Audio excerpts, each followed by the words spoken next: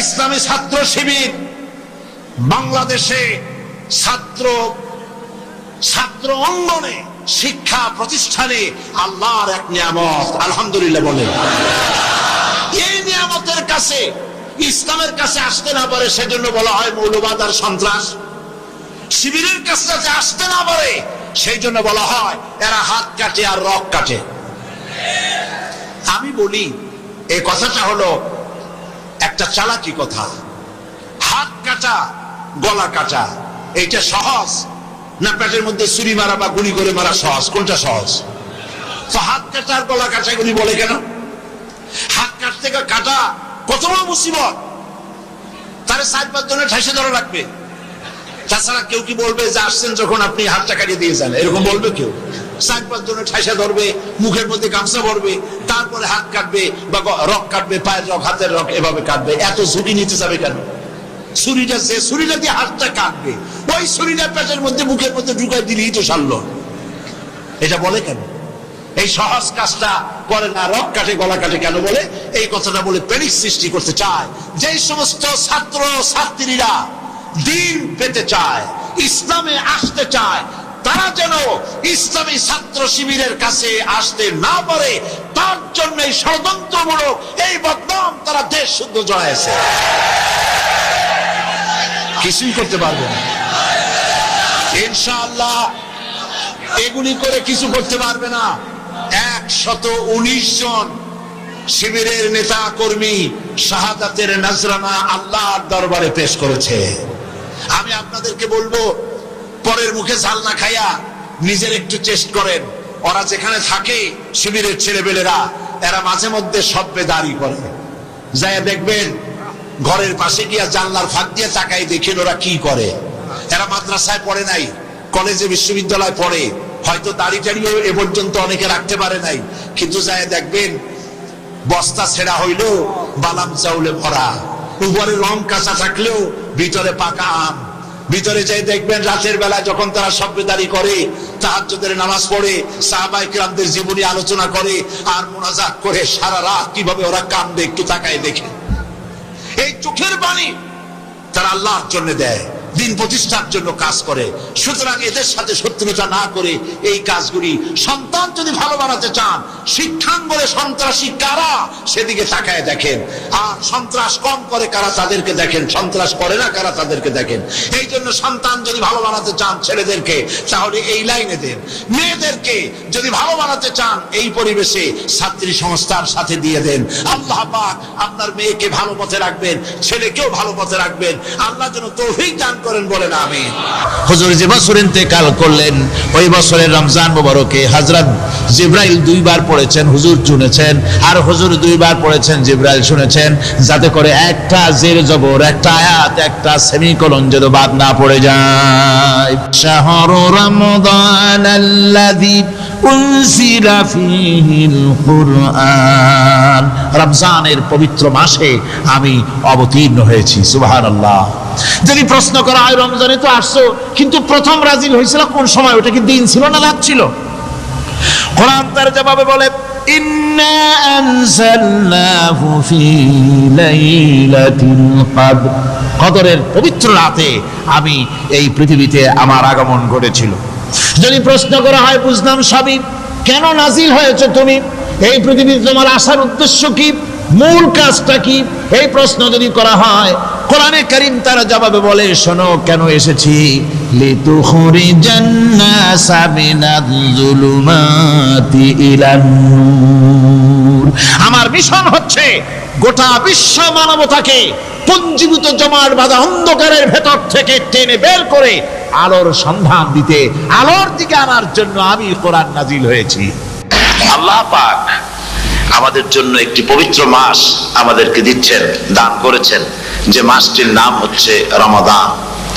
রমাদান হচ্ছে রামদুন, রা মিম দত, রাম ধাতু থেকে উৎপত্তি, এর অর্থ হচ্ছে জ্বালানো, পুড়িয়ে দেওয়া, ভস্ম করে দেওয়া।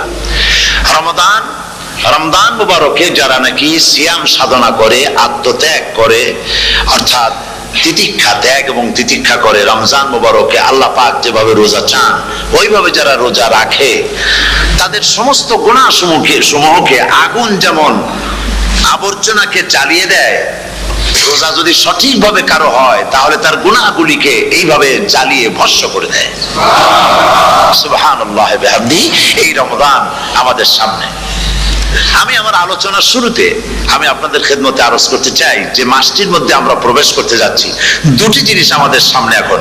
একটি হচ্ছে আমরা মাহে রমজানকে ইস্তেকবাল করতে যাচ্ছি, মাহে রমজান আমাদের সামনে। দোয়া করে নেই যে আল্লাহ পাক এই পবিত্র রমজানের সম্মান করার মতো তৌফিক আমাদেরকে দান করো, আর যেভাবে রোজা রাখলে পরে তুমি খুশি হও সেইভাবে আমাদেরকে রোজা রাখার তৌফিক দান করো, বলি আমিন। এটি হচ্ছে সর্বশ্রেষ্ঠ মাস আল্লাহ পাক মুসলমানদের জন্য দান করেছেন। আবারও বলি আলহামদুলিল্লাহ।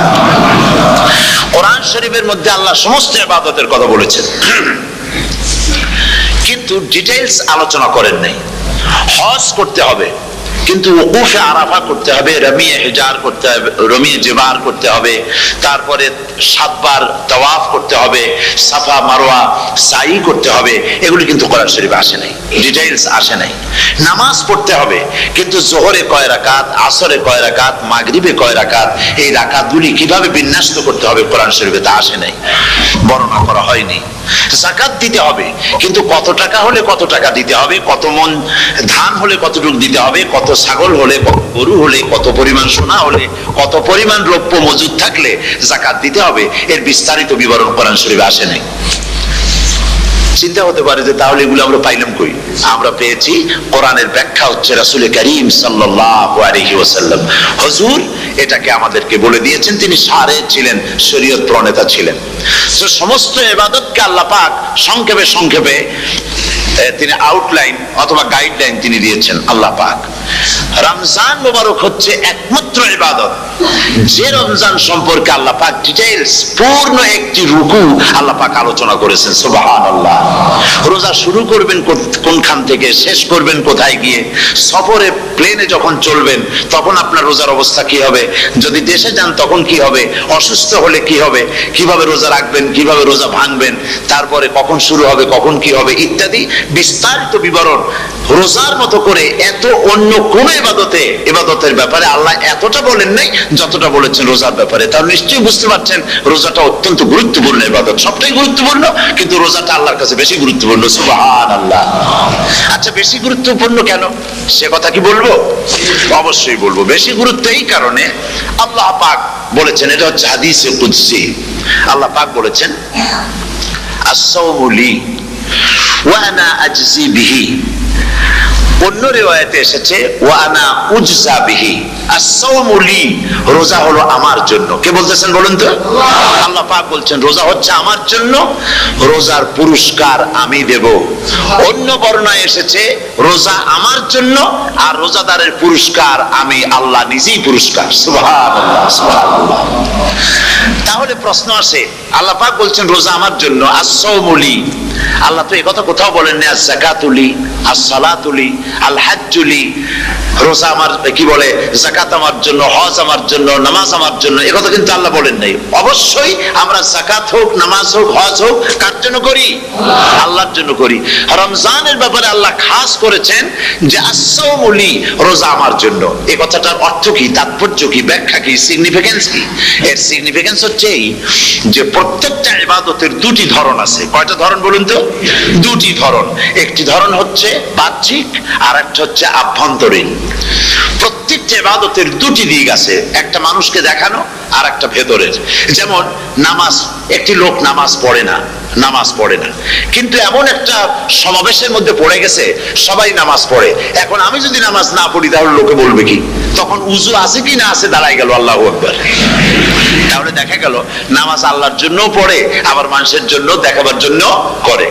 যাকাত এটা দেয় মানুষে, তার নিয়তটাকে আল্লাহ পাক ভালো জানেন। কিন্তু কিছু লোক তেমন আছে যাকাতের নামে লুঙ্গি, আমাদের দেশে আছে, এখানে কি করে আমি জানি না, লুঙ্গি শাড়ি কিনে তারপরে বাড়িতে সব জমা করে এরপরে গরিবদের দাওয়াত দেয় এবং সকলকে দেখায় এভাবে লুঙ্গি দিল, শাড়ি দিল, লোকেরা দেখলো যে যাকাত দিল, খুব যাকাত দিয়েছে।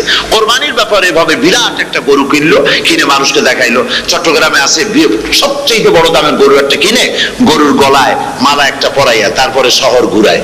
এখন অবশ্য এটা কমে গেছে, আগের থেকে থেকে অনেক, মানুষ দেখুক যে ও মুখে এই গরুটা কোরবানি করেছে।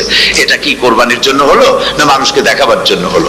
হজ, টাকা আছে, লোকেরা বলবো কি যে এত টাকার মালিক তাও হজে যায় না, সুতরাং যাই একটু হজ করে আসি। তাহলে হজ করা গেল, আবার মানুষকে দেখাবার জন্য করলো, দুটি জিনিস আছে। কিন্তু একমাত্র রোজা, একমাত্র রোজা, রোজা যদি কেউ রাখে মানুষকে দেখাবার জন্য সকাল থেকে শুরু করে সন্ধ্যা পর্যন্ত না খাইয়া কোনো পাগলও থাকবে না। বলেন আপনারা ঠিক কিনা? সে তো মানুষকে দেখাবার জন্য দাঁত পরিষ্কার করে নিল আর দুপুরে ভাত খাই নিল, বউতেও টের পাইল না। পারবে কিনা? পারবে। টয়লেটে গিয়ে খাই নিল ভালো করে, কোন একটা আড়াল জায়গা নিয়ে খেয়ে গেল, বাচ্চাও দেখলো না, বউতেও দেখলো না, খেয়ে নিল। তাহলে সে তো রোজা রাখলো না। আল্লাহ পাক বলছেন আসসামুলি, রোজা হচ্ছে আমার জন্য। যে রোজা রাখে আমার জন্যই রাখে, মানুষকে দেখাবার জন্য সারাদিন না খাইয়ে থাকার কোনো প্রশ্নই ওঠে না। সুবহানাল্লাহ। সুতরাং রোজা যে রাখলো সে আমার জন্যই রাখলো। ওয়া আনা আজজি বিহি, রোজার পুরস্কার আমি আমার হাত দিয়ে দেব। সুবহানাল্লাহ, আমার হাত দিয়ে দেব। ম্যানেজার যদি বলে এই কাজগুলি করলে পরে বেতন, নির্ধারিত বেতন পাবা, আর এইটা যদি করো তাহলে বেতনটা আমি দেবো আমার হাত দিয়ে, তাহলে এমপ্লয় যারা তারা বুঝতেই পারবে যে মালিক যখন নিজেই দেবে তাহলে ম্যানেজারের মতো দেবে না, মালিক মালিকের মতোই বড় করে দেবে। আল্লাহ পাক ফেরেশতাদের কাছে এটা রাখেন নাই, সব নেকি তোমরা লেখো গিয়া, আর রোজার সওয়াব আমার হাত দিয়ে আমি দেব। সুবহানাল্লাহ। এরপরে আল্লাহ পাক বলছেন, অন্য রিওয়ায়াতে এসেছে রোজা আমার জন্য, আর রোজাদারের পুরস্কার আর কিচ্ছু না, রোজাদারের পুরস্কার আমি আল্লাহ নিজেই পুরস্কার হয়ে যাব। সুবহানাল্লাহ। হাদিস শরীফে এসেছে রোজা রাখলে পরে ক্ষুধার কারণে, খালি পেটে থাকার কারণে টক্সিন জাতীয় এক প্রকারের গ্যাস তৈরি হয় পেটের ভেতরে, স্টমাকের মধ্যে, ফলে মুখে এক রকমের দুর্গন্ধের সৃষ্টি হয়। নবীজি বলেছেন রোজাদারের মুখের থেকে যে গন্ধ বের হয় আল্লাহ পাকের কাছে রোজাদারের মুখের গন্ধ মিস্ক আম্বারের চাইতে বেশি পবিত্র। আপনার মুখের গন্ধটাও আল্লাহর কাছে পবিত্র। রোজাদারের জন্য, রোজাদারদের জন্য জান্নাতের একটি দরওয়াজা খাস করে রাখা হয়েছে, যার নাম রাইয়ান। এই দরওয়াজা রোজাদারদের জন্য, কেবলমাত্র রোজাদারেরা সেখান থেকে প্রবেশ করবে, আর কেউ প্রবেশ করতে পারবে না। এই রোজাদারদের সম্পর্কে আল্লাহ পাক বলেছেন, হাদিস শরীফে এসেছে, বুখারী শরীফের হাদিস, রাসূল করিম সাল্লাল্লাহু আলাইহি ওয়াসাল্লাম বলেছেন লিসাইমে ফারহাতান, ফারহাতুন ইনদা ফিতরিহি ওয়া ফারহাতুন ইনদা লিকাই রাব্বিহি। রোজাদারের জন্য দুইটা খুশি। কয়টা খুশি বলুন তো? কে বলছেন? আল্লাহ রাসূল বলছেন রোজাদারের জন্য দুইটা খুশি। লিসাইমে ফারহাতান, দুটি খুশি। ফারহাতুন ইনদা ফিতরিহি, একটা খুশি হচ্ছে ইফতারের সময়। এই ফিতরিহিতে, এই ফিতরিহি দুটি কথা, এই একটি কথার দুটি ব্যাখ্যা হয়। একটা হচ্ছে ইফতারের সময়, ইফতারের কথা বলা হয়েছে, আর ঈদের কথাও এর মধ্যে বলা হয়েছে।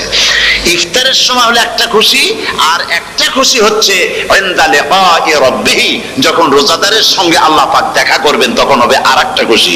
তার মানে হচ্ছে রোজাদারদের সঙ্গে স্পেশাল আল্লাহ রাব্বুল আলামিন সাক্ষাৎকারের ব্যবস্থা করবেন। সুবহানাল্লাহ।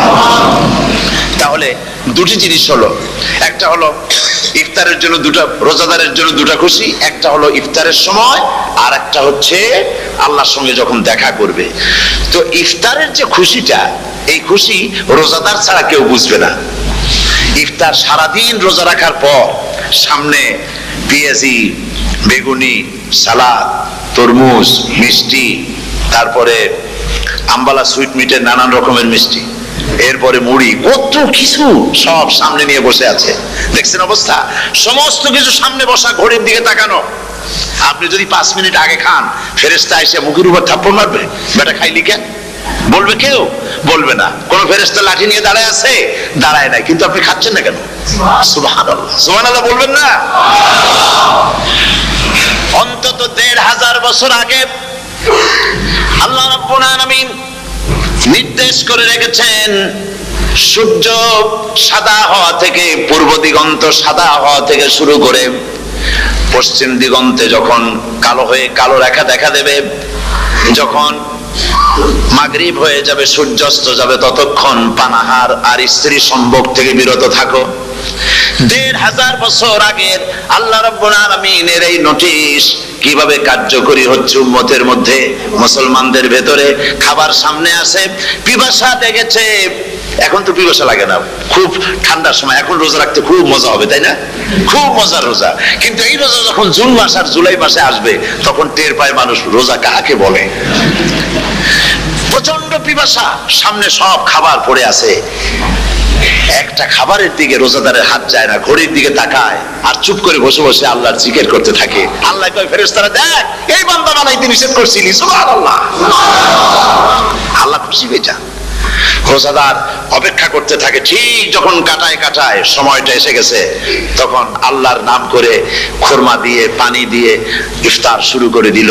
আল্লাহ পাক খুশি হয়ে গেলেন। এই যে ইফতার, সারাদিন রোজা রেখে ইফতার করায় যে মজা, রোজা রাখলো না এরকম লোকেরাও কিন্তু ইফতার করে, করে না? পুরান ঢাকায় আছে, ঢাকার তো কয়েকটা এলাকা আছে, পুরান ঢাকার লোকেরা নাকি বলে যে হবে, হতে পারে, এরকম হতে পারে, কিন্তু ব্যাখ্যাটা কি? ব্যাখ্যাটা হচ্ছে আরবিতে আলফুন শব্দ দিয়ে 1000 বোঝানো হয় না। আরবিতে যখন আলফুন বলা হয় তাহলে বোঝা যায় সংখ্যাধিক্য, বিপুল সংখ্যা, হাজার হাজার হাজার হাজার, থাউজেন্ডস এন্ড থাউজেন্ডস। এইটাকে বোঝানোর জন্য আরবিতে ব্যবহার করা হয় আলফুন, হাজার হাজার। তাহলে আল্লাহ কি বুঝাতে চাচ্ছেন? আল্লাহ রাব্বুল আলামিন তিনি আয়াত দ্বারা বুঝাতে চান, এর ব্যাখ্যা হচ্ছে এই পৃথিবীর মানবতার কল্যাণের জন্য, এই পৃথিবীর মানুষের ভালাইয়ের জন্য, মঙ্গলের জন্য হাজার হাজার মাস ধরে এই পৃথিবীর মানুষের যে কল্যাণ হয় নাই, এই রমজান মোবারকে একটা রাত আছে, যেই রাতে আল্লাহ রাব্বুল আলামিন মানবতার সেই কল্যাণ করেছে। সেই কল্যাণ কি দিয়ে করেছেন? শাহরুর রমাদান আল্লাযী উনজিলা ফীহিল কোরআন, কোরআন নাযিল করে পৃথিবীর মানুষকে সেই কল্যাণ আল্লাহ দিয়েছেন। সুবহানাল্লাহ। বন্ধুগণ, কোরআন, কোরআন কি নিয়ামত আমাদের কাছে, সেই নিয়ামতকে আমরা চিনলাম না, আমরা বুঝতে পারলাম না কত বড় নিয়ামত আল্লাহ আমাদের দান করেছেন। এই কোরআন যেন আপনি শুনতে পারেন, পড়তে পারেন, বুঝতে পারেন, সেই জন্য আল্লাহ রাব্বুল আলামিন শরিয়াত কি সুন্দর ব্যবস্থা করেছে। কোরআন শোনার জন্য রমজান মুবারকে তারাবিহের নামাজের ব্যবস্থা করা হয়েছে। সুবহানাল্লাহ, সুবহানাল্লাহ। যারা সব সময় পড়তে পারেন না, কোরআন তেলাওয়াত জানেন না, অথবা সারা বছর এক খতম কোরআন শরীফ পড়া হয় না, শরিয়াত কি সুন্দর বিধান করলো যে আপনি যেন 30 পারা কোরআন শরীফ শুনতে পারেন। এই ব্যবস্থা তারাবিহের নামাজের মধ্যে শরিয়াত করে দিয়েছে। আলহামদুলিল্লাহ, আলহামদুলিল্লাহ। যাদের টাকা কড়ি আছে, আমি তাদেরকে অনুরোধ করব, যদি পারেন তাহলে মেহেরবানি করে রমজান মুবারকে উমরা পালন করবেন। আমি উমরার নিয়ত করে এসেছি, ঢাকা থেকে উমরার নিয়ত করে এসেছি, আপনাদেরকে দেখে গেলাম, আর আমি এখান থেকে ডাইরেক্ট মদিনা মুনাওয়ারায় চলে যাব ইনশাআল্লাহ। লাইলাতুল কদর পর্যন্ত হারামাইনুশ শরীফাইনে কাটাতে চাই, নিয়ত করেছি। আপনারা দোয়া করুন আল্লাহ যেন কবুল করেন। কি মজা যখন আপনি হারামাইনুশ শরীফাইনে যখন তেলাওয়াত শুনবেন, আপনার কাছে মনে হবে যেন কোরআন শরীফ নাজিল হতেছে। সুবহানাল্লাহ। সেখানে তো নামাজের পরে হাত তুলে মোনাজাত করা হয় না, শুধুমাত্র রমজান মুবারকে বেতেরের নামাজের মধ্যে ইমাম সাহেব হাত তুলে মোনাজাত করেন। গত বছর রমজান মুবারকের লাইলাতুল কদরে আমি ছিলাম, গত কয়েক বছর ধরে আল্লাহ যাওয়ার তৌফিক দিয়েছেন দয়া করে। সেখানে লাইলাতুল কদরে পত্রিকাগুলি লিখেছে 30 লাখের উপরে লোক ছিল মক্কা শরীফের, হারাম শরীফে 30 লাখের উপরে। যখন তেলাওয়াত হচ্ছে, মোনাজাত করতেছেন ইমাম সাহেব কাঁদতেছেন, মোনাজাত করতেছেন, কাঁদতেছেন, আর গোটা হারাম জুড়ে কান্নার রোল পড়ে গিয়েছে। কিভাবে কাঁদতেছেন? সারাদিন মানুষ রোজা রেখে তারপরে ইফতার করতে যখন বসে, আমি সেই জান্নাতের কথা কেমনে আপনাদের বুঝাবো? রসগোল্লা কেমন লাগে বক্তৃতা দিয়ে 6 ঘন্টা বক্তৃতা দিয়েও বোঝানো যাবে না। যদি মুখের মধ্যে ঢুকাইতে পারি তাহলে বুঝবেন যে মজাটা কি। এটা তো আমি বুঝাইতে পারবো না কি মজাটা লাগে। সারাদিন রোজা রাখার পর সমস্ত লক্ষ লক্ষ মুসল্লিরা বসে আছে মক্কা শরীফে, কাবা শরীফ সামনে, এখানে বসে আছে। রোজাদারের সামনে আছে জামজামের পানি আর মদিনা মুনাওয়ারার খুরমা, আল্লাহর ঘর সামনে। জান্নাতের থেকে আর কাকে বলে? সুবহানাল্লাহ। আর মসজিদে নববীর ভিতরে, মদিনার আকর্ষণ কাশাস আলাদা মদিনা শরীফের। আপনাকে যদি পাইয়া যায় কোন আরব, কোন মাদানী, আপনারা ছাড়বেই না, আদর করে পাশে বসাবে, তোমারে আমি এই জিনিস খাওয়াবো, এইটা দিয়ে ইফতার করাবো, আমার কাছ দিয়ে তুমি উঠতেই পারবে না, আপনাকে জোর করে বসায় দিবে।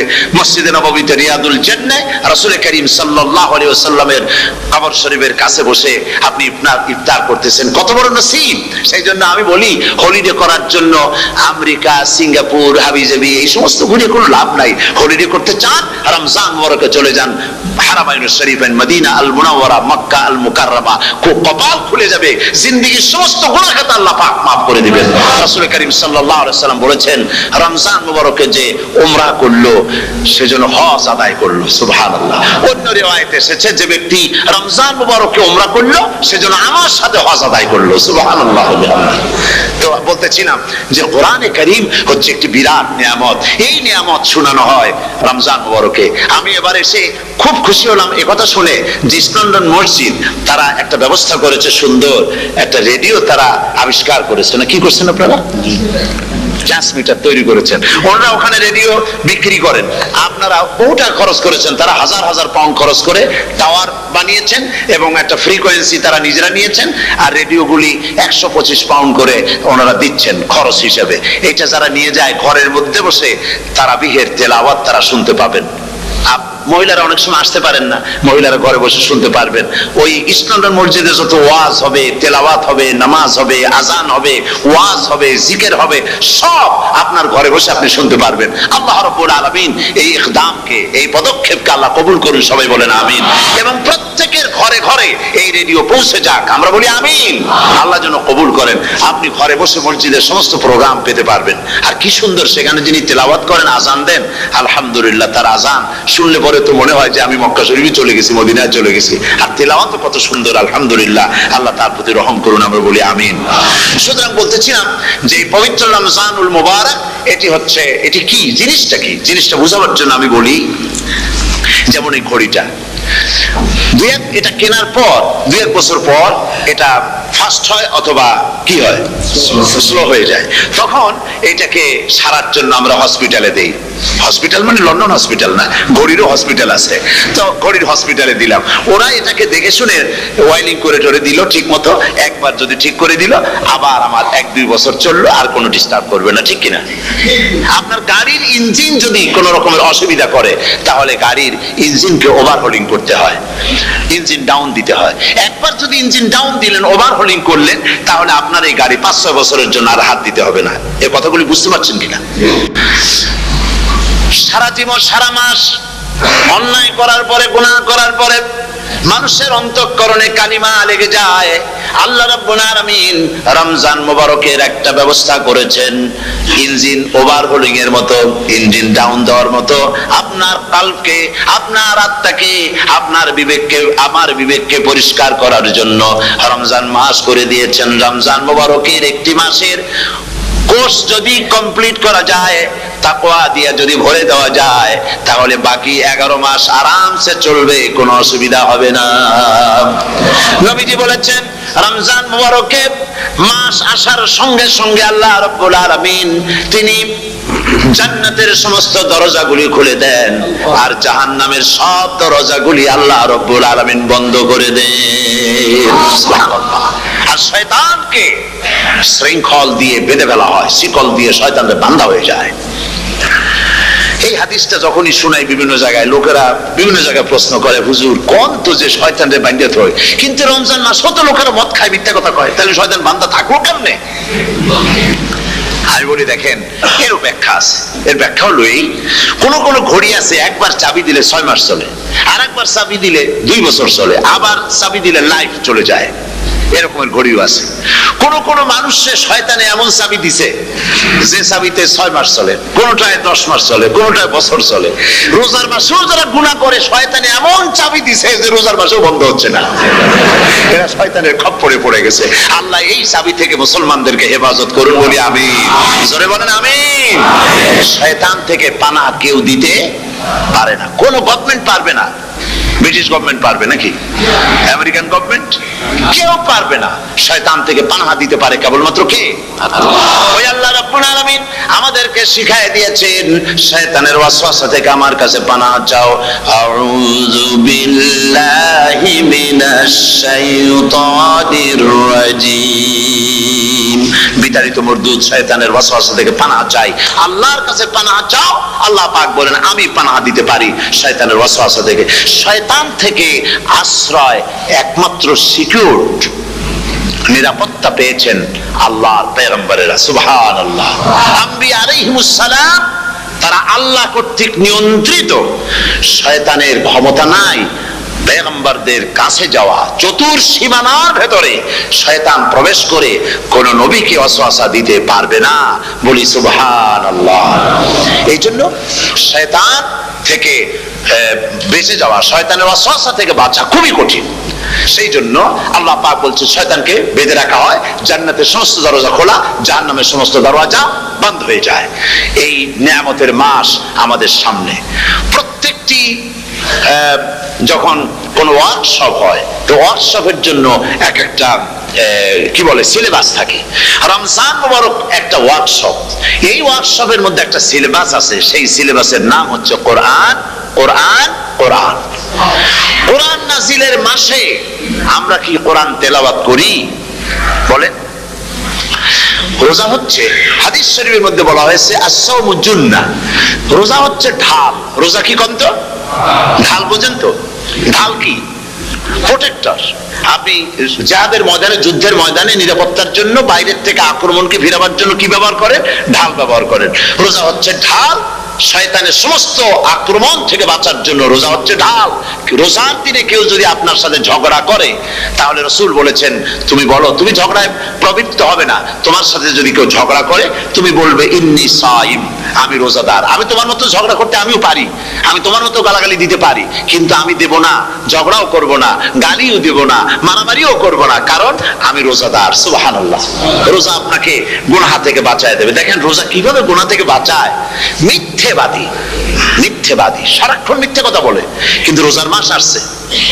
এখন মিথ্যাবাদী যারা, তাদের ঘনিষ্ঠ লোকদের কাছে শুনেছি যে তারা বলে, যদি কোনো লোক দিনের বেলা এসে যায় আর এমন কথা, যে কথা বলতে গেলে মিথ্যা বলা ছাড়া উপায় নাই তার জন্য, সে তখন বলে ভাই তুমি তো অসময় আসছো, এখন আমি খুব ব্যস্ত, আই এম ভেরি বিজি, তুমি রাত্রে আসো। কথা বুঝতে পেরেছেন তো? রোজা হচ্ছে কি? রোজাটা কি বলে? ঢাল। কোন মেয়ে লোকের দিকে চোখ পড়লো, আহা আমি তো রোজাদার, চোখকে সাথে সাথে নিচে নামায় ফেললো। গানের আওয়াজ আসলো, আমি তো রোজাদার, সে গানটা শুনলো না। কাজী সমস্ত গুনাহ থেকে বাঁচার জন্য রোজা একটা বিরাট হাতিয়ার। সুবহানাল্লাহ। এই মাসে আল্লাহ রাব্বুল আলামিন এই মাসটা, এই রোজাটা কেন দিয়েছেন? লাআল্লাকুম তাত্তাকুন। ইয়া আইয়ুহাল্লাযীনা আমানু কুতিবা আলাইকুমুস সিয়ামু কামা কুতিবা আলাল্লাযীনা মিন ক্বাবলিকুম লাআল্লাকুম তাত্তাকুন। হে বিশ্বাসীরা, তোমরা যারা ঈমান এনেছো, শোনো, আমি রোজাকে তোমাদের জন্য ফারজ করেছি, যেমন করে ফারজ করেছিলাম তোমাদের পূর্বপুরুষদের উপরে। রোজা শুধু আমাদের উপরে হয়েছে তা না, আমাদের আগে যারা যেসব নবীরা আসছিলেন তাদের উপর রোজা কি ছিল? ফরজ ছিল। সুতরাং এই রোজা তোমাদের উপরে ফরজ, এই জন্য লাআল্লাকুম তাত্তাকুন, যাতে করে তোমরা কি হতে পারো? পরেজগার হতে পারো। কি হতে পারো? পরেজগার, মুত্তাকি হতে পারো, আল্লাহকে ভয় করতে পারো। একমাত্র আল্লাহর ভয় মানুষকে ভালো বানাতে পারে। একটা মানুষ জান্নাতে যাওয়ার জন্য, জাহান্নাম থেকে বাঁচার জন্য একটা জিনিস, কয়টা জিনিস বলেন? একটি জিনিস যদি ভেতরে থাকে তাহলে সমস্ত গুনাহ থেকে বাঁচতে পারে। আর একটি জিনিস যদি না থাকে তাহলে এমন কোনো কাজ নাই পৃথিবীতে যা সে করতে পারে না। সেই কাজটার নাম কি? তাকওয়া। সবাই বলেন কাজটার নাম কি? তাকওয়া। যদি ভেতরে আল্লাহ পাকের ভয় থাকে, রব্বুল আলামিন আমাকে দেখছেন, তিনি আমাকে শুনতেছেন, এই ভয় যদি অন্তঃকরণের ভিতরে থাকে, তাহলে এই লোকটি কোনো গুনাহের কাজ করতে পারবে না, মিথ্যা বলতে পারবে না, ওজনে কম দিতে পারবে না, খাদ্যে ভেজাল দিতে পারবে না, শয়তানি বদমাশি করতে পারবে না। আর যদি এই জিনিসটির অভাব থাকে, যদি তাকওয়া না থাকে, তাহলে সমস্ত অন্যায় কাজ সে করতে পারবে। এই জন্য আল্লাহ রাব্বুল আলামিন বলেন, রোজা এই জন্য দান করেছে যাতে করে, রোজার মাস এই জন্য দিলাম, লাআল্লাকুম তাত্তাকুন, তোমাদের ভিতরে তাকওয়ার সৃষ্টি হয়। এই ওয়াজ আমি আপনাদের সামনে অনেকবার করেছি। হযরত ওমর রাদিয়াল্লাহু তাআলা আনহু রাতের বেলায় ঘুরতে ঘুরতে দেখেন এক বাড়িতে আলো জ্বলছে, শেষ রাত। এই রাত্রে বাড়িতে আলো জ্বলে কেন? ভাবলেন কোন অসুখ বিসুখ হলো নাকি। তো উনি কাছে গেছেন, গিয়ে কান পেতে শুনতেছেন। বাড়ির মালিক বুড়ি তার যুবতী মেয়েকে ডেকে বলছে, মা ওঠো, তাড়াতাড়ি ওঠো। কেন? কয় যে সকাল তো হয়ে গেল, দুধ দই এনেছি, আমি দুধ এনে রাখছি, এখন তুমি পরিমাণ মতো সবটা পাত্রে পানি দিয়ে ভরে দাও, তাহলে ওজন বেশি হবে আর আমরা ভালো লাভ করতে পারবো। মেয়ে বলছে, মা তুমি বলো কি, এটা আমার দ্বারা সম্ভব না। কেন সম্ভব নয়? হযরত ওমর এক ফরমান জারি করেছেন, তিনি বলেছেন পানিতে দুধের মধ্যে পানি মিশাতে নিষেধ করেছেন। তাছাড়া রাসূল করিম সাল্লাল্লাহু আলাইহি ওয়াসাল্লাম খাদ্যদ্রব্যে ভেজাল দিতে নিষেধ করেছেন। কাজী হযরত ওমরের এই নির্দেশকে আমি অমান্য করতে পারবো না। মা বলছে, দেখো ওমর এখন তো ঘুমাইতেছে, এত রাত্রে তিনি কি এখানে আসছেন নাকি আমাদের এই কারবার দেখতে? তুমি পানি মিশাও ইচ্ছে মতো। মেয়ে বলছে, মা হযরত ওমর ঘুমাতে পারেন, তার পুলিশেরা, তার গোয়েন্দা বিভাগের লোকেরা ঘুমাতে পারেন, হযরত ওমরের চোখকে ফাঁকি দেওয়া যাবে, হযরত ওমরের পুলিশকে ফাঁকি দেওয়া যেতে পারে, কিন্তু আল্লাহ রাব্বুল আলামিনের চোখকে ফাঁকি দেওয়া যাবে না। আমার পক্ষে সম্ভব নয়, আমি দুধে পানি মিশাতে পারবো না। হযরত ওমর রাদিয়াল্লাহু তাআলা চলে গেলেন, গিয়ে তার ছেলেকে ডেকে বললেন, ছেলে আমি তো এখন বুড়া হয়ে গেছি, আমার বিয়ের বয়স নাই, আমি একটা মেয়ের খোঁজ নিয়ে আসছি, যদি আমার বয়স থাকতো এই মেয়েটার আমি বিয়ে করতাম। সুবহানাল্লাহ, সুবহানাল্লাহ। এই মেয়েটা তুমি খোঁজ নাও, যদি বিয়ে না হয়ে থাকে তুমি প্রস্তাব দাও বিবাহের।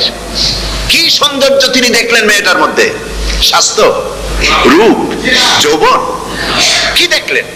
তাকওয়া। জোরে বলেন না, কি দেখলেন? তাকওয়া। এই তাকওয়া তিনি দেখলেন। এই তাকওয়ার উপরে ভিত্তি করে আমিরুল মুমিনিন, অর্ধেক পৃথিবীর প্রেসিডেন্ট, খলিফাতুল মুসলিমিন, আমিরুল মুমিনিন হযরত ওমর তার ছেলের জন্য পুত্রবধূ করে তাকে ঘরে নিয়ে আসলেন। সুবহানাল্লাহ। ফায়দা কি হলো? ফায়দা এই হলো, এই মেয়ের গর্ভে যে মেয়ে হলো, সেই মেয়ের গর্ভে যে মেয়ে হলো, সেই মেয়ের গর্ভে ফারুকে সানি হযরত ওমর ইবনে আব্দুল আজিজ রাহমাতুল্লাহ আলাইহির মতো ফারুকে সানি আল্লাহ দান করে দিলেন। সুবহানাল্লাহ ওয়া বিহামদি। এটার নাম হচ্ছে তাকওয়া। এই তাকওয়ার ব্যাপারে হযরত ওমর রাদিয়াল্লাহু তাআলা আনহু তিনি হযরত কাব বিন উবাই রাদিয়াল্লাহু তাআলা আনহুকে জিজ্ঞেস করেছিলেন যে তাকওয়ার একটা ব্যাখ্যা আপনি কি আমাকে বলতে পারেন, তাকওয়ার ব্যাখ্যাটা কি? তিনি বললেন, হ্যাঁ পারি। কি ব্যাখ্যা? তিনি বললেন যে দেখুন, তাকওয়ার ব্যাখ্যা হচ্ছে এই যে সংকীর্ণ একটি রাস্তা, সরু ন্যারো একটা রোড, এই ন্যারো রোডের দুই দিকে আছে কাঁটাযুক্ত লতা পাতা। এই কাঁটাযুক্ত লতা পাতার মধ্য দিয়ে এই সরু রাস্তা দিয়ে আপনি যখন যাবেন তো কিভাবে যাবেন? হযরত ওমর বললেন, আমার জামা কাপড় এইভাবে খুব আটোসাটো করে আমরা যাব, যাতে করে গায়ের চামড়াও না ছেড়ে আমার জামাও যাতে না ছিঁড়ে যায়। হযরত কাব বিন উবাই রাদিয়াল্লাহু তাআলা আনহু বলছেন, এটার নামই হচ্ছে তাকওয়া। এটার নাম কি?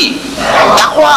এটার নাম হচ্ছে তাকওয়া। দুনিয়ার অসংখ্য পাপের ভেতর থেকে আপনি চলে যাবেন, পাপ যেন আপনাকে স্পর্শ করতে না পারে। এটার নাম তাকওয়া। বাইন মাছ নিশ্চয়ই খেয়েছেন আপনারা, না লন্ডনে পাওয়া যায় না? পাওয়া যায়। এই বাইন মাছ যারা খেয়েছেন আপনারা, আমি জানি না আপনারা জানেন কিনা, বাইন মাছ কোথায় থাকে? পানিতে থাকে না কাদায় থাকে? মাশাআল্লাহ, বাইন মাছ থাকে কাদার মধ্যে। কিন্তু এই বাইন মাছ যারা ধরেছে তাদের মুখে শুনেছি আমি যে বাইন মাছ থাকে কাদায়, ওকে যখন ধরে টেনে বের করা হয় কাদার মধ্যে থেকে, এক ফোঁটা কাদা ওর গায়ে নাই। এই কলুষিত সমাজ, পাপে ভরপুর। গ্রেট ব্রিটেন, আমেরিকা, পাশ্চাত্য, আমাদের দেশ, সর্বত্র পাপ আর পাপ। এই পাপের মধ্যে বাইন মাছ শুধু খাইয়েন না, ওর কাছ থেকে শিক্ষাও গ্রহণ করেন। ও যেমন কাদার মধ্যে থাকে, কাদা ওর গায়ে লাগে না, আপনিও এই সমাজের মধ্যে আপনি আপনার কাজ চালিয়ে যান, পাপ যেন আপনাকে স্পর্শ না করে। আল্লাহ যেন পাপের থেকে আমাদের বাঁচান। আমরা বলি আমিন, সবাই বলেন আমিন। এটার নাম হচ্ছে তাকওয়া। আর তাকওয়া লম্বা জামায় তাকওয়া হয় না, লম্বা দাড়িতে তাকওয়া হয় না, পাগড়ি একটা বানলেই তাকওয়া হয় না। রাসূলুল্লাহ সাল্লাল্লাহু আলাইহি ওয়াসাল্লাম বলছেন, কোন কলেজে মাদ্রাসায় পড়াশোনা করেন নাই, অথচ আল্লাহর নবী বলেছেন, ইন্নামা বুইস্তু মুআল্লিমান, আমি শিক্ষক হিসাবে দুনিয়ার বুকে প্রেরিত হয়েছি। লেখাপড়া কোথাও করেন নাই, অথচ হুজুর বলছেন আমি শিক্ষক। অর্থাৎ গোটা পৃথিবীর সর্বকালে সর্বযুগের মহান শিক্ষক হচ্ছেন মুহাম্মদ রাসূলুল্লাহ সাল্লাল্লাহু আলাইহি ওয়াসাল্লাম। শিক্ষা তার মধ্যে পরিপূর্ণ ছিল, আল্লাহ তাকে শিখিয়েছেন, সব কথা তিনি বলেছেন, জ্ঞানের কোনো অভাব তার কাছে ছিল না। তবে হ্যাঁ, অনেকে বলে যে মুহাম্মদ সাল্লাল্লাহু আলাইহি ওয়াসাল্লাম হচ্ছেন সেই পুরানা মধ্যযুগীয় ব্যাপার স্যাপার। ওই মধ্যযুগীয় কোনো কথা আজকের যুগে চলতে পারে না, এটা হলো জ্ঞান বিজ্ঞানের যুগ। আমরা কিছু মঙ্গল গ্রহে যাব করতেছি, চাঁদ দখল করে ফেলেছি সেই কবে, চাঁদে পতাকা উড়ায় ফেলেছি, বাড়িঘর বানাবার জন্য ইট সিমেন্ট রড সবকিছু পাঠাবার ব্যবস্থা হচ্ছে চাঁদে। আর মঙ্গল গ্রহে তো আমরা যাব করছি। মুহাম্মদ সাল্লাল্লাহু আলাইহি ওয়াসাল্লাম কি চাঁদে নেমেছেন কখনো? এগুলি বেকুবদের প্রশ্ন। কাদের প্রশ্ন? বেকুবদের প্রশ্ন। আর মিয়া, তোমার বিজ্ঞান তো গেছে শুধু চাঁদে। চাঁদ কদ্দূর? মাত্র 2,32,000 মাইল দূরে। চাঁদ মাত্র 2,32,000 মাইল দূরে একটি উপগ্রহ মাত্র। পৃথিবীর সবচাইতে নিকটতম প্রতিবেশী, নিকটতম উপগ্রহ হচ্ছে চাঁদ। দৃষ্টান্ত দিতে গিয়ে আমি ওই ছোট্ট স্টোরিটি বোঝাবার জন্য মানুষের সামনে বলি। একবার এক স্বামী আর স্ত্রী দুজনে ঝগড়া লেগেছে, স্বামী স্ত্রীর ঝগড়ায় বেচারা স্বামী দুর্বল হয়ে গেছে, স্বামীর স্ত্রীর সামনে আর পেরে উঠছে না পারিয়া শেষ পর্যন্ত বলল, ঠিক আছে, তোমার মতো দাজ্জাল মার্কা বউর সাথে আমি আর থাকবো না, আমি চললাম, আমি এবার বিদেশেই চলে যাব, দেশেই থাকবো না। স্ত্রী কিছু বলতেছে না। স্বামী দেখে যে সন্ধ্যা পর্যন্ত স্ত্রী তাকে সাধেও না, মহা সমস্যা। বলেও বেচারা মুসিবতে পড়েছে, প্রেস্টিজ কনসার্ন হয়েছে, ইজ্জতের ব্যাপার। শেষ পর্যন্ত জায়নামাজ বালিশ টালিশ পেছাইয়া বিদেশের উদ্দেশ্যে নিজেকে তৈরি করে বারান্দায় নেমে বলল যে মাগরিবের রক্ত যখন হয়েই গেল, মাগরিবটা পড়ে নেই। মাগরিব পড়েছে, দোয়া তাসবিহ ইত্যাদি পড়ছে, দেখেনি স্ত্রীর পক্ষ থেকে কোনো কি দাওয়াত আসে যে আপনার যাইয়া কাম নাই। তো স্ত্রী বেচারিও বুঝে ফেলেছে তার স্বামীর দৌরত্ব কত দূর, সেই জন্য সেও আর কিছু ক্ষয় ঠয় না। এশা রক্ত যখন হয়ে গেছে তখন বিড়বিড় করে স্বামী বেচারা বলছে, মানুষ নাকাউয়ার জাত, সন্ধ্যার আগে ছিলাম কোথায় আর এখন আসলাম কোথায়। বউ ঘরে বসে কয় যে বুঝছি, আর যাওয়া লাগবে না বিদেশে। ঘরের থেকে বারান্দায় নামি তুমি বলো মানুষ না কাউয়ের জাত, সন্ধ্যায় ছিলা কোথায়, এখন নামছো কোথায়। তোমার আর বিদেশে যায় কাম নাই, তুমি ঘরে এসে মশারির মধ্যে ঢোকো। তো পৃথিবী থেকে মাত্র 2,32,000 মাইল দূরে চাঁদ, সেই চাঁদে অবতরণ করে বলছে মুহাম্মদ সাল্লাল্লাহু আলাইহি ওয়াসাল্লাম কি চাঁদে গেছে? আরে বেকুব, 2,32,000 মাইল দূরের চাঁদ নয়, 9,30,00,000 মাইল দূরের সূর্য নয়, কোটি কোটি সহস্র কোটি মাইল দূরের গ্যালাক্সি নয়, মিল্কি ওয়ে নয়, সমস্ত তারকারাজি গ্রহ পুঞ্জ সব কিছুকে পেরিয়ে গিয়ে 7 আকাশ ফুঁড়ে মুহাম্মদ সাল্লাল্লাহু আলাইহি সাল্লাম আরশে আজিম ভ্রমণ করেছেন, যা পৃথিবীর কোন বিজ্ঞানের পক্ষে সম্ভব নয়। সুতরাং মুহাম্মদ সাল্লাল্লাহু আলাইহি সাল্লাম সর্বকালের সর্বযুগের সব ব্যাপারে শ্রেষ্ঠ মহান ব্যক্তিত্ব। এরপরে আল্লাহ রাব্বুল আলামিন বলছেন, وَخَلَقْنَاكُمْ أَزْوَاجًا, আমি তোমাদের নারী এবং পুরুষের জোড়া পয়দা করেছি।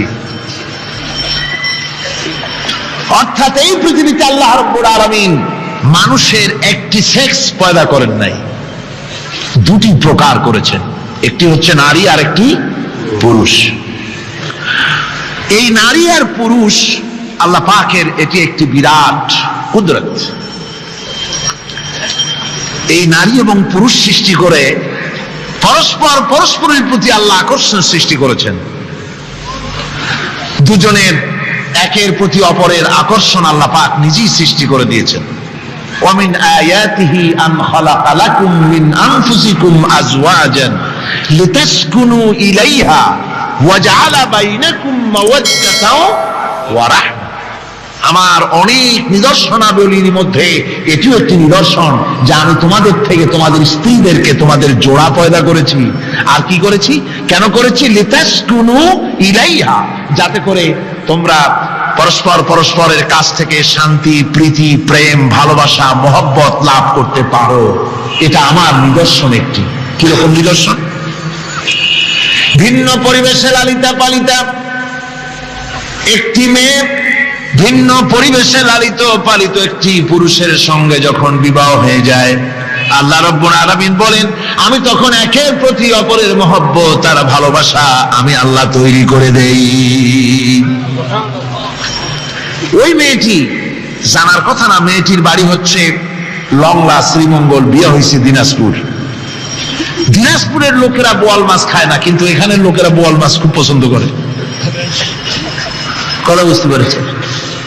এখানে কথাবার্তা এক রকমের, সেখানের কথাবার্তা আর এক রকমের। এই দুইটা মিলায় কিতে হয়েছে তো কিতে হয়েছে, কথা বুঝতে। এখন উপায়টা কি? অথচ এই দুই স্বামী স্ত্রীর মধ্যে আল্লাহ পাক কি মহব্বত পয়দা করে দেন, একজন আরেকজনের জন্য জীবন দিতে প্রস্তুত হয়ে যায়। সুবহানাল্লাহ পড়েন। আল্লাহ রাব্বুল আলামিন বলেন ওয়াজআলা বাইনাকুম মাওয়াদ্দাতান, প্রথমে তো ভালোবাসা সৃষ্টি করি, প্রেম সৃষ্টি করি। বিবাহ হওয়ার পর যে ভালোবাসা হয় বিশেষ উদ্দেশ্যকে সামনে রেখে ওই ভালোবাসা হয়। এরপরে যখন বয়স বাড়তে থাকে, যখন বার্ধক্য আসে, তখন ওই ভালোবাসাটা আর থাকে না যেটা ছিল প্রথম। সেটা আমি ওয়াজআলা বাইনাকুম মাওয়াদ্দাতান ওয়া রাহমা, মাওয়াদ্দা তখন রহমতে পরিণত হয়ে যায়। প্রথমে থাকে একটা প্রেম কেন্দ্রিক ভালোবাসা। পরবর্তী সময় যখন স্বামী বুড়ো হয়ে যায় আর স্ত্রী যখন বুড়ি হয়, তখন আল্লাহ পাক বলেন আমি উভয়ের মধ্যে সহৃদয়তা, করুণার সৃষ্টি করে দেই। পরস্পর পরস্পরের প্রতি আকর্ষণ তখন আরো বাড়িয়ে দেই। একজন আর একজন ছাড়া চলে না, বুড়ার বুড়ি ছাড়া উপায় থাকে না। ঘরের মধ্যে ফ্রিজ আছে, কালার টিভি আছে, তারপরে সুন্দর বিছানাপত্র আছে, কোনো জিনিসের অভাব নাই বুড়ার। হঠাৎ করে বুড়ি একদিন মারা গেল, বুড়ায় কয় আমি গৃহশূন্য হয়ে গেছি। সব আছে, তারপরেও যে গৃহশূন্য হয়ে গেছি, তার মানে গৃহের প্রাণটাই চলে গেছে। বুড়া বয়সে সন্তান খোঁজ খবর নেয় না, সন্তানের বউ খোঁজ খবর নেয় না। বুড়ার গরম পানিটা, উজুর পানিটা, তার খাবারটা, তার পানটা, তার যা প্রয়োজন বুড়ি সব এগিয়ে নিয়ে আসে। আর বুড়াও বুড়ির জন্য তখন প্রথম জীবনের চাইতে আরো বেশি মহব্বত বাড়ে, বুড়ির দিকে খোঁজ খবর আরো বেশি করে নেয়। ঠিক কিনা কন? বুঝবেন যারা বুড়া আর বুড়ি আছেন। আল্লাহ পাক বলেন এটা আমি করি। কে বলছেন এ কথা? আল্লাহ পাক বলছেন আমি করি। এ মহব্বত আল্লাহর দান। দেখুন রাসূল করিম সাল্লাল্লাহু আলাইহি ওয়াসাল্লামের ঘরে দৌলত ছিল না, কিন্তু মহব্বত দিয়ে ঘরটা ভরা ছিল। সুবহানাল্লাহ বিহামদি। দৌলত ছিল না, মহব্বত দিয়ে ভরা ছিল। হযরত আয়েশা সিদ্দিকা রাদিয়াল্লাহু তাআলা আনহা বলেছেন আমি গ্লাসে পানি পান করে রেখে দেওয়ার পর রাসূলুল্লাহ গ্লাসটা হাতে নিয়ে আমি যেখানে ঠোঁট লাগিয়ে পানি পান করেছি, আল্লাহ নবী ওইখানেই ঠোঁট লাগায় পানি পান করতেন। মুহাব্বত। হযরত আয়েশা বলেন আমি গোশত খেয়ে, হাড্ডি খেয়ে হাতে ধরে রেখেছি, খাবো বা রাখবো। আল্লাহ নবী তখন আমার হাতের থেকে গোশত বা হাড্ডিটা আমার হাত থেকে নিয়ে আমি গোশতের যে অংশে কামড় দিয়েছি রাসূলুল্লাহ সেখানে মুখ লাগিয়ে খেতেন। দৌলত ছিল না হুজুরের ঘরে এক ফোঁটা, কিন্তু মহব্বত ছিল ঘরটা ভরা। হযরত আয়েশা বলেছেন রাসূলুল্লাহ কাজ করে কষ্ট করে ঘরের ভিতরে ফিরে যখন দেখেছেন রান্না বান্না সারা হয় নাই, হুজুর ক্ষুধার্ত অথচ আমার রান্না শেষ হয় নাই, নবীজি রাগ করেন নাই, অসন্তুষ্ট হন নাই, ভুরু কুঞ্চিত করেন নাই, চোখ গরম করেন নাই, বরং আমার কাছে বসে রান্না বান্নায় আমাকে আল্লাহর নবী, বিশ্ব নবী মুহাম্মদ রাসূলুল্লাহ সাল্লাল্লাহু আলাইহি ওয়াসাল্লাম আমাকে সহযোগিতা করেছেন। স্বামী স্ত্রী ভালোবাসা হচ্ছে স্বর্গীয় নিয়ামত, জান্নাতের নিয়ামত। সুবহানাল্লাহ পড়েন। যেই ঘরে স্বামী আর স্ত্রীর মধ্যে সাপ আর বেজির সম্পর্ক, দাঁড় কুমড়োর সম্পর্ক, এই ঘরটা যতই বিদেশি আধুনিক সৌন্দর্যের উপকরণ আদি দিয়ে ভরপুর থাকুক না কেন, এই ঘরটা, এই বিল্ডিংটা জাহান্নামের টুকরা, ঠিক না?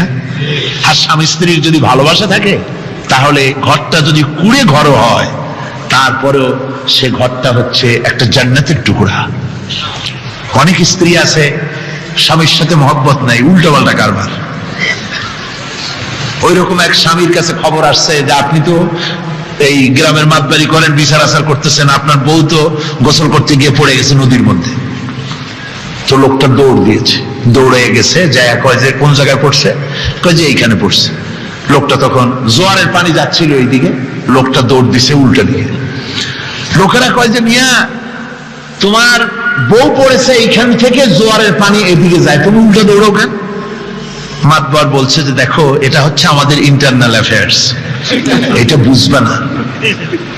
এই স্ত্রী সারাটি জীবন আমার উল্টা চলেছে। আমি যদি বলেছি 100, সে বলেছে 335।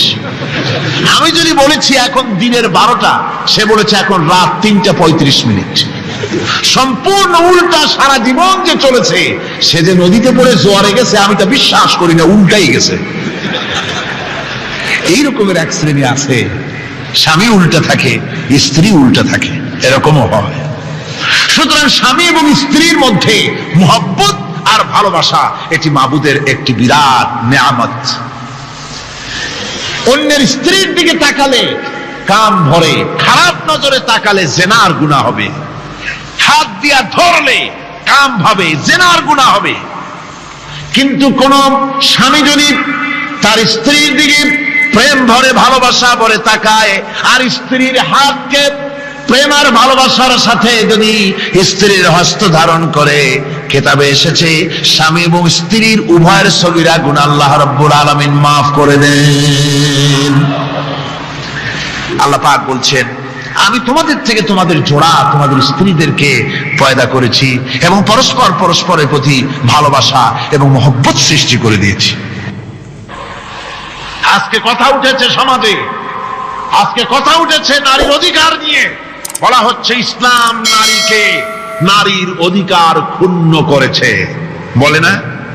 বলে কিনা বলেন? আমাদের দেশে এই জন্য নারী পক্ষ, নারী সমাজ, নারী আন্দোলন পরিষদ, তারপরে এরকম অনেক আন্দোলন তারা বানিয়েছে।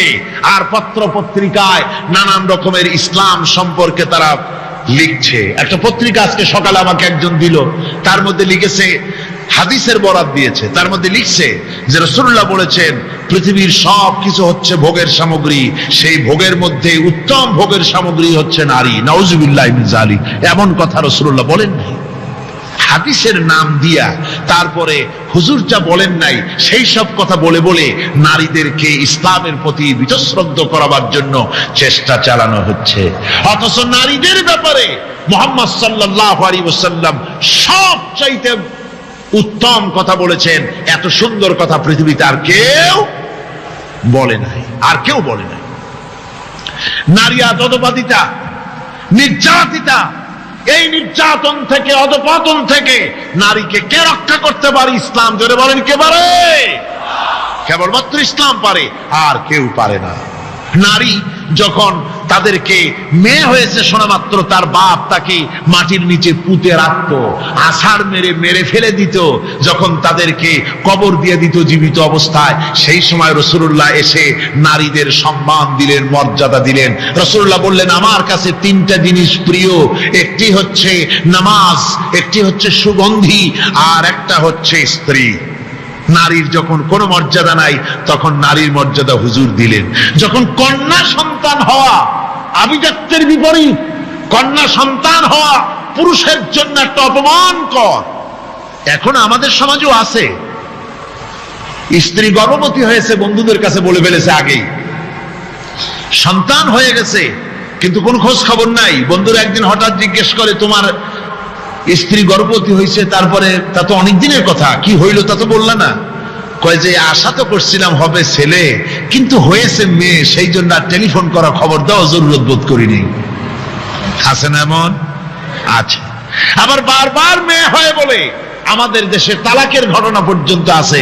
বারবার মেয়ে হয়, ছেলে হয় না মোটেও, তালাক দিয়ে দেয়। আচ্ছা, ওই মেয়েটারই, ওই স্ত্রীরই যদি এখানে হাত থাকে ছেলে বা মেয়ে হওয়ার ব্যাপারে, মানুষের যদি হাত থাকে, তাহলে দায়ী শুধু স্ত্রী হতে যাবে কেন? পুরুষ তুমিও তো দায়ী তাহলে। আসলে ছেলে এবং মেয়ে হওয়ার জন্য স্বামী এবং স্ত্রী কেউ দায়ী নয়, ব্যাপারটি আল্লাহ। ব্যাপারটি কার? আল্লাহ রাব্বুল আলামিন বলেছেন, আমি যাকে খুশি কন্যা দান করি, যাকে খুশি শুধু ছেলে দান করি, যাকে খুশি তারে ছেলেও দেই মেয়েও দেই, আর যাকে খুশি আমি কিছুই দেই না। এ সবটাই আমার হক। সুতরাং রাসূলুল্লাহ সাল্লাল্লাহু আলাইহি ওয়াসাল্লাম বলেছেন, খবরদার মেয়েদের বাপকে, মেয়ের বাপকে গালি দিও না। বারবার মেয়ে হয় বলে অনেকে মেয়ের বাপকে গালি দেয়, তাচ্ছিল্য করে, টিটকারি করে। হুজুর বলেছেন, মেয়ের বাপকে বিদ্রুপ করো না, গালি দিও না, যেহেতু আমি মুহাম্মদ সাল্লাল্লাহু আলাইহি ওয়াসাল্লাম মেয়েদের বাপ। রাসূল পাক সাল্লাল্লাহু আলাইহি ওয়াসাল্লাম বলেছেন, যে ঘরে একটা কন্যা সন্তান জন্মগ্রহণ করে, যে ঘরের ভিতরে একটি কন্যা সন্তান জন্মগ্রহণ করে, ওই ঘরের ভিতরে আল্লাহ রাব্বুল আলামিনের রহমতের ফেরেশতা ঢুকে সালাম দেয় আর বলে, আসসালামু আলাইকুম ইয়া আহলাল বাইত, হে ঘরের মালিকেরা, তোমাদের উপরে আল্লাহর রহমত বর্ষিত হোক। রহমতের ফেরেশতারা ঘরের ভিতরে প্রবেশ করে কন্যা সন্তানটির মাথার উপরে হাত বুলায় আর বলতে থাকে, এই দুর্বল দেহ একটি দুর্বল দেহের ভেতর থেকে বেরিয়ে এসেছে, এই কন্যা সন্তানটিকে যে লালন পালন করবে আল্লাহ রাব্বুল আলামিন তাকে শান্তিতে রাখবেন। রাসূল পাক সাল্লাল্লাহু আলাইহি ওয়াসাল্লামের কাছে একজন এসে বলছে, ইয়া রাসূলুল্লাহ, আমার এক মেয়ে। হুজুর কয়, তোমার এক বেহেশত। আর একজন কয়, হুজুর আমার দুই মেয়ে। কয়, তোমার দুই বেহেশত। এরকম হাদিস আছে নাকি যে একজন বললো আমার এক ছেলে, আর হুজুর বলছে তোমার এক বেহেশত? আছে এমন? সুতরাং মেয়েকে কি মর্যাদা দিয়েছে ইসলাম। রাসূলুল্লাহ বললেন, যার তিনটি মেয়ে আছে আর ওই তিনটি মেয়েকে আদব শিক্ষা দিয়েছে, তারবিয়াত শিক্ষা দিয়েছে, দ্বীন শিক্ষা দিয়েছে, স্নেহ করে, স্নেহ দিয়ে লালন পালন করেছে, তারপরে সৎ পাত্রস্থ করেছে, ওই মেয়ের লালন পালনকারী মাতা পিতা আর আমি মুহাম্মদ সাল্লাল্লাহু আলাইহি ওয়াসাল্লাম কিয়ামতের দিন একই জান্নাতে পাশাপাশি অবস্থান করব। সুবহানাল্লাহ ওয়া বিহামদিহি। মেয়ের ব্যাপারে রাসূলুল্লাহ এত কথা বলেছেন, নারীদের ব্যাপারে এত কথা বলেছেন। হুজুর বলেছেন, তোমরা যখন সফরে যাবে, সফর থেকে আসার সময় আমরা অনেকে হাদিয়া তোহফা নিয়ে আসি, জামা কাপড়, মিষ্টি, চকলেট ইত্যাদি আমরা নিয়ে আসি, আনি না? কি বলেন, আনি না? আল্লাহর নবী বলেছেন, বাইরের থেকে, সফর থেকে, বাজার থেকে হাদিয়া তোহফা ঘরের জন্য জানবে, এনে যখন তোমরা তা দেওয়া শুরু করবে, সর্বপ্রথম মেয়ে থেকে দেওয়া শুরু করবে। মেয়েকে আগে দাও। হুজুর সাল্লাল্লাহু আলাইহি ওয়াসাল্লাম তার কলিজার টুকরা মেয়ে ফাতেমাকে মহব্বত করতেন, এত মহব্বত করতেন, কোন দিকে যাওয়ার আগে সকলের সঙ্গে দেখা করে শেষে দেখা করতেন হযরত ফাতেমা।